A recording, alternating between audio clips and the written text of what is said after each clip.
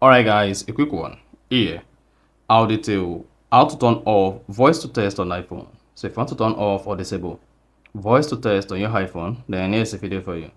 So if at the end of this you find this often informative, please don't forget to like and then subscribe. Now to turn off or disable voice to text on iPhone, all you need to do is go ahead and open the settings app. On the settings page, scroll down, locate and click on General. Under General, scroll down, click on Keyboard. Once you selected Keyboard, you want to scroll down the keyboard page and locate a dictation. Under dictation, disable dictation.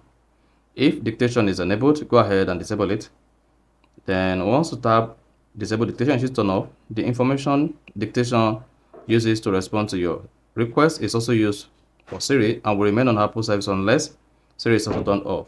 So go ahead and tap turn off dictation, and then that is going to turn off or disable voice to text on your iPhone. So if you found this offer informative, please don't forget to like and then subscribe.